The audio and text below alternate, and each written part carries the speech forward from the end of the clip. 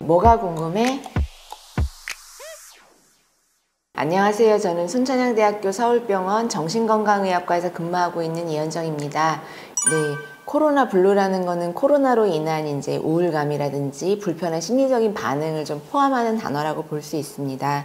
이게 코로나 감염 상황이 이제 장기화되다 보니까 여러 가지 일상생활에 변화가 생기고 어려움도 있다 보니까 집단적인 이제 불안감, 그 다음에 의욕저하, 답답함, 과민함 이런 심리적인 반응을 아우르는 말이라고 볼 수 있고요.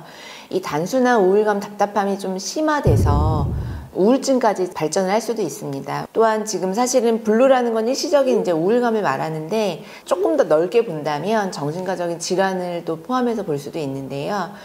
아무래도 이제 사회적 거리두기로 인해서 가정 내에서 머무르는 시간이 많다 보니까 가족 간의 갈등이 더 늘어나는 경우도 있고, 그다음에 일상생활이 많이 깨졌잖아요. 그래서 이런 질환이 좀 악화되는 경우도 좀 있습니다. 스트레스는 두 가지 종류가 있거든요. 하나는 기분 좋은 스트레스, 왜 우리가 새로운 학교를 가거나 누군가 새로운 친구를 만나거나 처음 가게 되면 굉장히 긴장이 되지만 기분 좋은 긴장감이잖아요. 그거랑 다르게 디스사이믹한 거, 기분이 좋지 않은 스트레스들, 이런 것들은 여러 가지 이제 일시적으로 나타났을 때는 상관이 없지만 장기화되게 되면 스트레스 관련된 호르몬들이 우리 몸에도 분비가 돼서 여러 가지 신체 반응들이나 정신과적인 질환, 신체 질환을 사실 유발할 수 있습니다.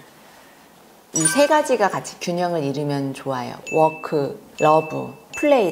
일하는 거, 내 주변 사람들하고 충분히 사랑하고 상호작용하는 거, 잘 노는 거.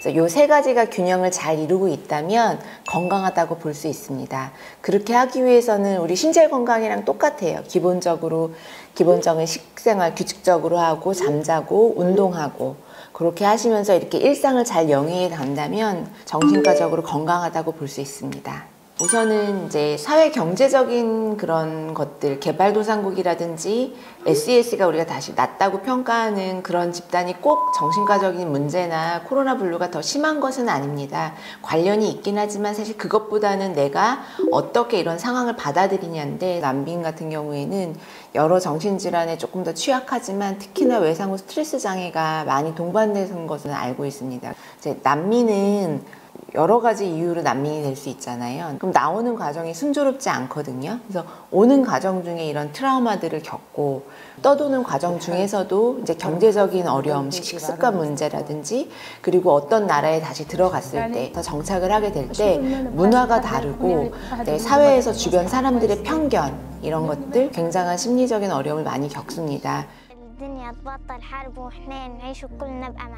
나라마다 좀 다르지만 뭐 유럽이나 미국 여러 나라들에서는 그런 난민들을 위한 조직들도 있고 인터넷 사이트가 있어서 뭐 교육을 하거나 도움을 줄 수 있는 프로세스들에 대해서 나와 있는 것도 있는 것으로 알고 있습니다. 그래서 이런 사람들, 되게 어떻게 보면 소수 인원이지만 이런 사회적인 국제적인 취약계층들에 대해서도 우리가 관심을 갖고 좀 바라보고 도움이 필요하다면 좀 도움을 주는 것도 필요하겠습니다.